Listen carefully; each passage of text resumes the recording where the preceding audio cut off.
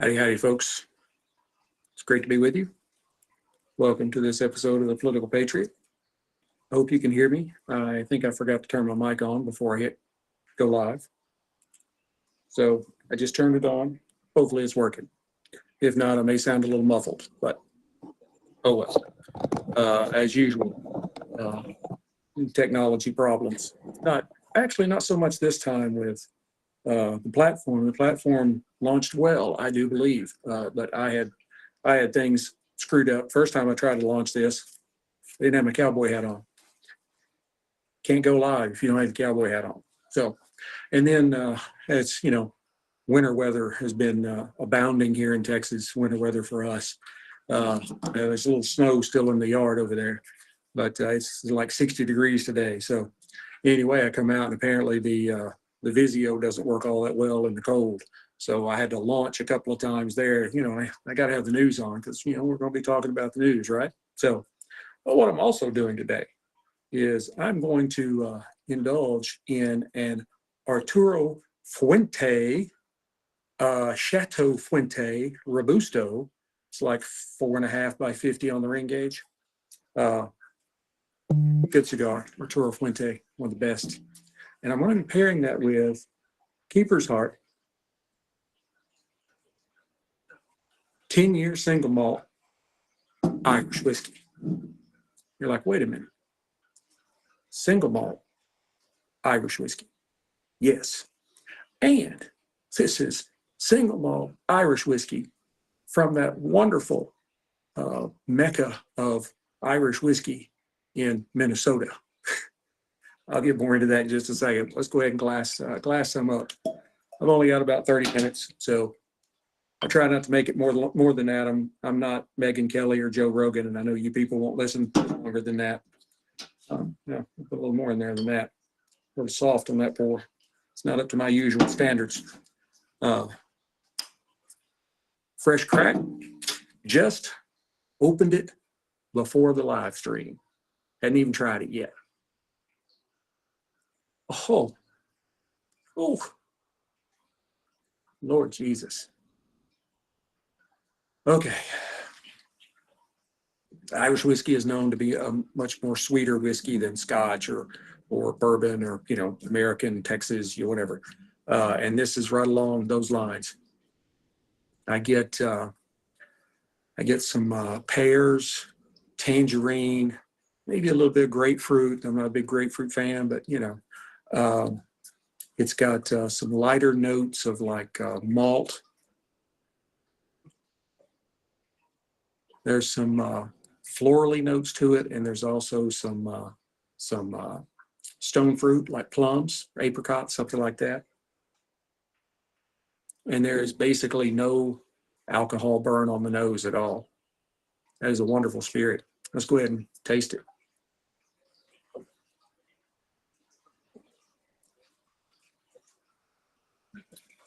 It's just about as good as it smells. It's pretty sweet. It's got almost a simply syrup kind of profile to it. There's some subtle like red wine notes. It's a little dry with some black pepper. You do pick up maybe a little bit of char and just a hint of smoke kind of on the backside of the drink, the taste, whatever you want to call it. And finish, I get more like pears off of similar to the nose, some black pepper. There is kind of along with the taste or the palate is some notes of red wine, kind of a dry, maybe even a little bit of salinity, but and it's got a fairly long finish too. I'm still tasting it, but it is, for a whiskey, it is really delicate. I think this is a winner. I love this one. This is the 4th bottle of Keeper's Heart that I've had. So far, I haven't not liked any of them. They've all been good. This one could be right at the top of the heap. So anyway, we've already burned about, 5 minutes? So probably need to, 5 minutes. Let's go ahead and get this stick fired up so we can get on with the politics. Now, most of you, if you are cigar smokers, and you've heard of Arturo Fuente. If you haven't, you're living on an island. But for those of you that are not, Sadie, no, you leave those bad dogs alone. Sadie's out here with me.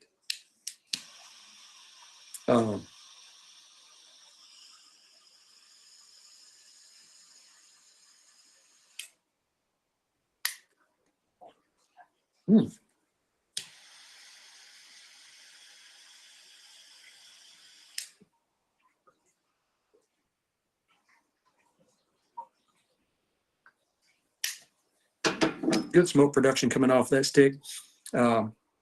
This is made in the Dominican Republic. It has a Connecticut natural shade wrapper, which is generally, those are the lighter shade wrappers. It has a Dominican filler and binder. This is, they call this a Robusto. Most Robustos are about 5 by 50. This is 4.5 by 5. So, okay.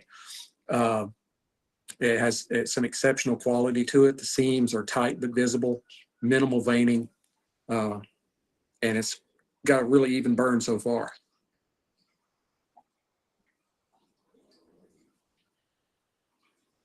I pick up some notes of nuts, maybe some buttered toast, some nice, maybe some leather and a little bit of cedar mixed in there too. Maybe just some hints of coffee. So if you're looking for a smoke and a drink, we're going to make sure that we get this. All right, Arturo Fuente, Keeper's Heart, single malt, 10-year Irish whiskey. You can order it on Keeper's Heart's website. They'll ship it right to you in most states. I live here in the free state of Texas, and we're one of those states. So, yeah, I ordered it. It showed up last night, like 9 o'clock. And so I popped it open this morning after I took off from work. All right, now, let me get over to what you all are really here for.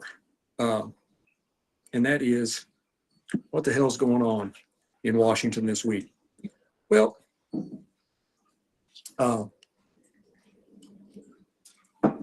so far, we've had Pete Hegseth, which knocked it out of the park from what I can see and from what I heard, and some of the other people there that were supporting him. I did like the new senator from Montana when he asked Pete how many genders are there, and Pete said 2, and he said, well, I would know that because I'm a he, she, a she, he. That's his last name. You didn't know.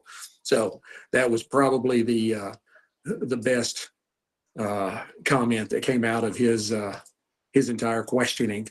But he was asked things that I think most secretaries of defense hadn't been asked. What kind of round? What diameter round does the M4A1 take? What round does the M9 Beretta take? How many push-ups can you do?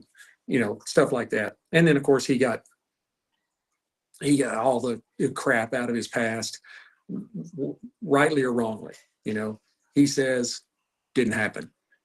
He says he has people to back him up that it didn't happen. And all of this stuff came from anonymous sources. So I never trust anonymous sources. If you've got good stuff, go out and say it. If you don't have the nuts to say it to somebody's face, don't go behind their back and say it. That just makes you a pussy. So this is probably who these people are that are coming up with this crap. Anyway, so I think he did a very good job of answering questions and pushing back against the detractors. And he is, to me, I think he's probably the best man for the job. We need somebody, and it was put this way, we need somebody that has gotten their boots dirty. So far, as far back as I can remember, you had people that were secretaries of defense that were either, 3 and 4 star generals before they took the job, or they didn't have any military experience at all. This is a guy that, while he was an officer, he wasn't a general officer. He made it up to captain, major, somewhere right in there. He was a combat veteran. He led troops into combat. He's had bullets whiz past his head. He's had to carry wounded comrades. That's what you need. And he wants to get rid of all of this woke crap that is just tearing the military apart. I think of it like this. If you, who you want to love in the privacy of your bedroom, it's not our business, right? What you want to do when you are not in uniform, off doing your own thing, not any of our business. But when you put the uniform on, you conform, and you have military bearing and discipline, and you do it just like everybody else does it. You don't get any exceptions, right? We don't need somebody, a biological male, dressing up in women's clothes, in women's uniform, with makeup on, going and trying to attract other people from his genre. And yeah, I said his. I'm not in any of that pronoun stuff. How were you born? What's your DNA say? At the genetic level, what are you? Because if we go back and we dig up a mummy in Egypt, we say they're either male or female based on what their DNA is that we can extract from their bones or whatever. We don't go, well, we think that this is somebody that was they transitioned. No, it's either is a man or woman. What does the DNA say? I may be using the wrong term, but I don't care. You know what I mean. So, oh, I hate that bastard too. Coons, him and Dick Leventhal, the one that misrepresented his service, and now he wants to berate our future Secretary of Defense. Anyway, I think he will get rid of all that stuff. They brought up some things about his position on women in combat, and he's like, look, my feelings had nothing to do with it, because I'm doing what my commander-in-chief tells me to do. And he said, I don't think that women need to be in combat like an 11 Bravo infantry carrying a rifle, unless they can meet the exact same standards as a man. He's like, I'm not saying that they can't do it, but don't say, okay, well, because you're a woman, we're not going to let you, you don't have to do as many push-ups or sit-ups or whatever. If you want to cart an M243 machine gun, whatever you want to call it, my military years are now far behind me. If you want to carry the M243 and you're a woman, that's fine, but be able to carry it, and the ammunition load that you're supposed to carry, just like a dude does. If you got to haul somebody out of a firefight, and you're a woman and you're hauling a dude, I hope you can haul them out just as well as a man can. That's not being sexist. That's being the best. And if you can't do those things, there are plenty of career fields for you to get into in the military and still serve your country. You could be a nuclear power specialist in the Navy. You could be cyber intelligence, or whatever, an intelligence officer, or all these different career fields and all the different branches.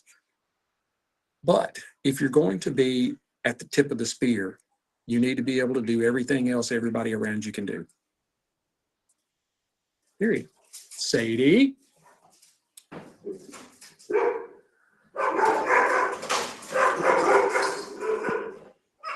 Sorry. Sadie? That's the dog next door. Hate that dog. Hate that. There's very few dogs I say I hate, but that one I do. Sadie, come. Come. I'm probably going to have to put her back inside. I thought it'd be good to get her some fresh air, but as y'all can see, that doesn't work too well because these fucking dogs outside that, you know, I got the technology problems worked out, and then what do I get? I get dog problems. Come on. Hurry up and finish your business and come on. It's just like having kids around you while you're trying to podcast, you know, trying to live stream. But that just makes it more real, right? Hey, no, no, no. Yes. Okay, here she is. Here she is. There's Sadie. That's my pump. Sorry about the all the crap in the background over there. You know, it was freezing here in Texas, and I had to bring the plants up close to the house and cover them. Don't you go back over there. Yeah, I was hoping I was going to be able to get through this. So anyway, moving on from Pete Hegseth. Then we've had holdups with, I didn't catch the entire list, but we had holdups with, I know, Tulsi Gabbard. They were going to have to put her confirmation off for a while because they had not been able to get her background check and her ethics check done. And I'm like, wait a minute. Isn't she like a colonel, light colonel? I think she's a light colonel in the Army Reserve. I retired as an E6. I served 21 years. I had to do several of those FBI background checks. She ain't had one already? Shady?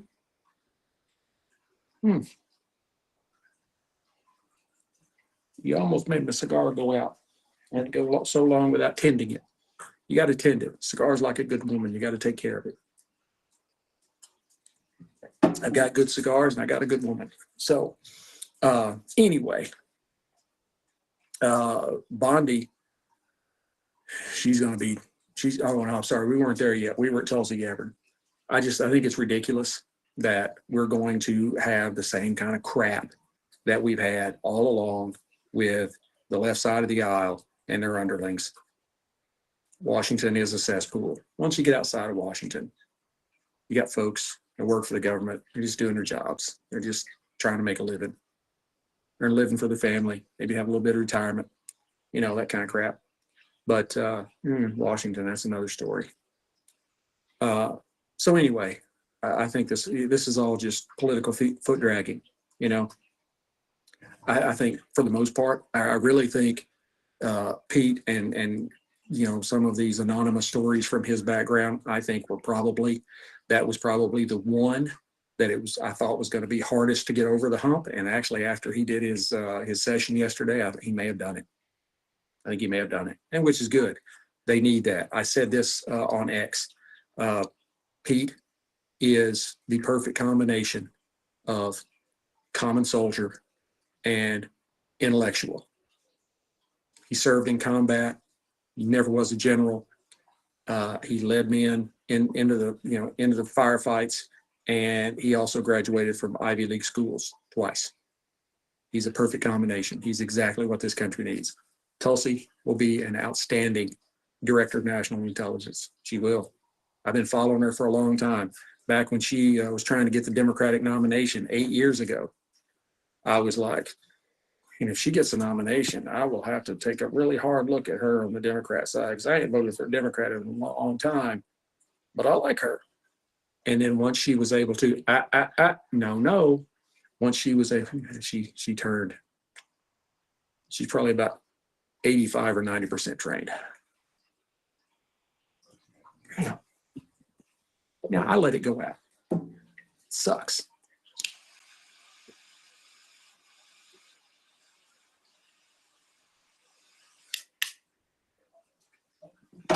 But moving on, Pam Bondi, I think she, I only saw a little bit.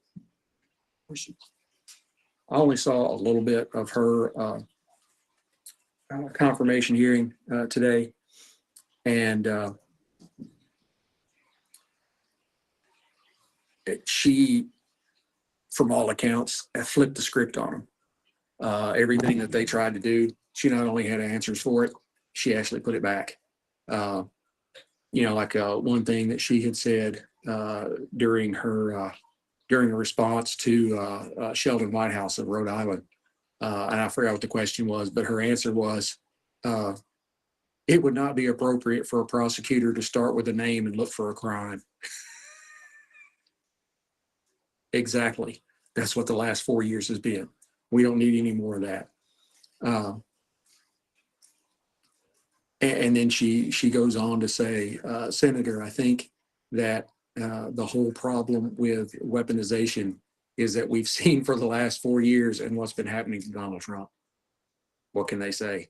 Yes, that's exactly what's been happening. They targeted him. They went after him all the way back to 2016. And as soon as he got out of office, they weren't even waiting to see if he was going to think about running again after the loss to Joe Biden, which is its own debacle. But she, then they started all of this stuff with the just basically trying to bankrupt it and just completely destroy the man. It doesn't matter what your political leanings are. What you do, how you make your living once you go back into the regular world. You should not have the other side of the political aisle then trying to destroy you because of who you were, what party you were in. Sadie, come on.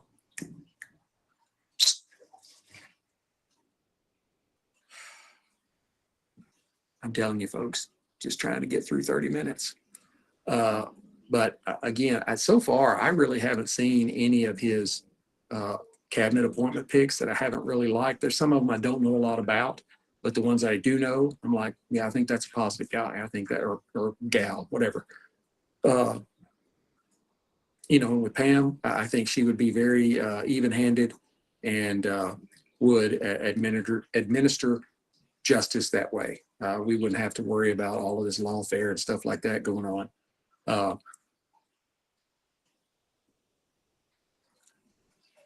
Let's see, what else did I have going on today? Oh, there was something. Let me drink on it a minute.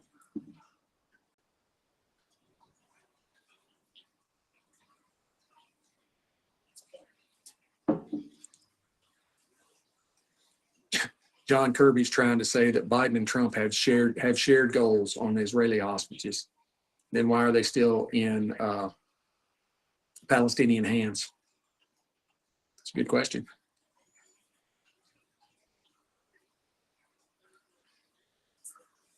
I have to tell you, folks, Arturo Fuente,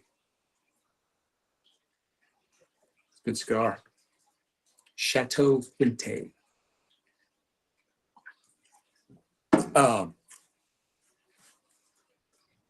Kind of going back to, I saw some stuff today where one of the, it's not an official Doge site, it's like a fans page on X.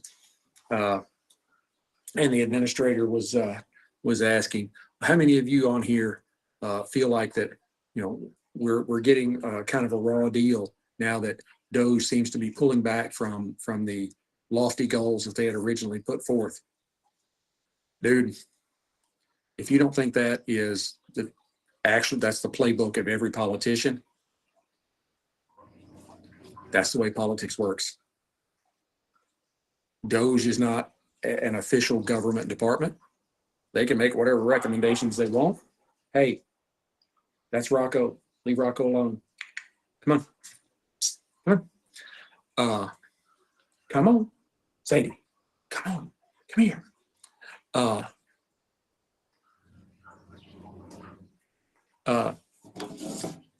Where am I at?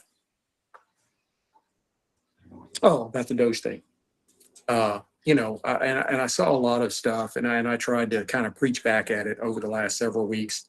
When they're talking about, we just need to slash the government by 75%. We need to send all the government workers packing.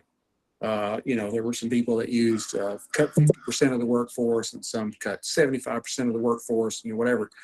And I was like, you need to think about that.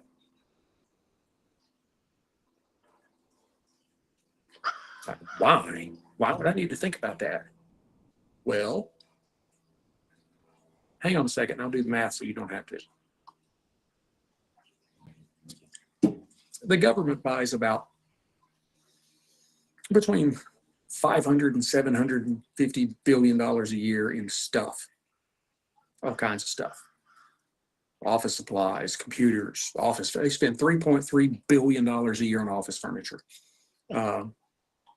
All kinds of stuff, hardware for computers, monitors and mice and keyboards and all this kind of stuff, right? Don't you do it. So if you cut the government by 50 to 75%, what's going to happen to all those companies that were supplying all this stuff to the government? Some of these companies, some of these smaller companies, there was a company that made, for the military, they made these cloth gloves that you would put the cloth glove on, and then you would put the rubber glove on over the top of that for your chem suit. And those little cloth gloves, that's all they did. That was their entire business, was doing that. What happens if they lose all that? And I know that part of that's military, but I'm just saying, if they lose all of their revenue, what happens to those employees? Those aren't government employees. Those are people out in the private sector. They're going to lose their jobs.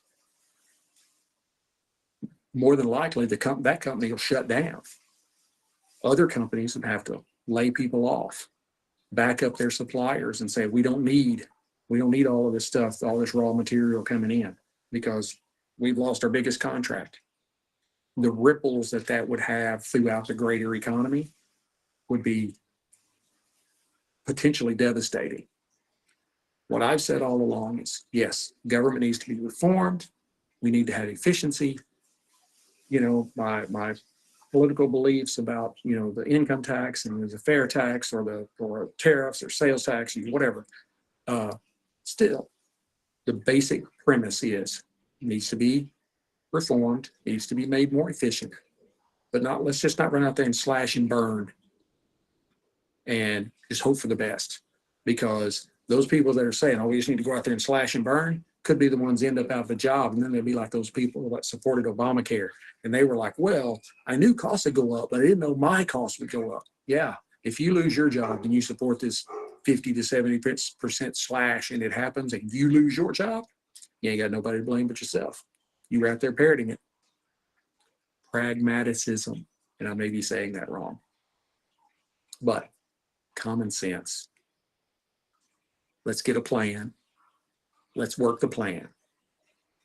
And let's get all of this stuff under control. Let's don't just run in there with a gallon of gasoline and a match and just hope for the best. Not going to happen. And it won't happen, because that's not the political way. And as much as Donald Trump is not a politician, he still knows enough that knows he can't do that. Musk could do that with X because it was his company. And they're still making money. But the government doesn't make money. And if you put a whole bunch of people out in the private workforce on the unemployment rolls, that means there is no income tax or payroll tax or any of that stuff flowing into the coffers. And they're not going to be for that either. So 29 minutes and 20 seconds. I think I did pretty good. I hope you've enjoyed this. I was somewhat unprepared, but I felt like I had the afternoon off because I had to go to an surgery appointment.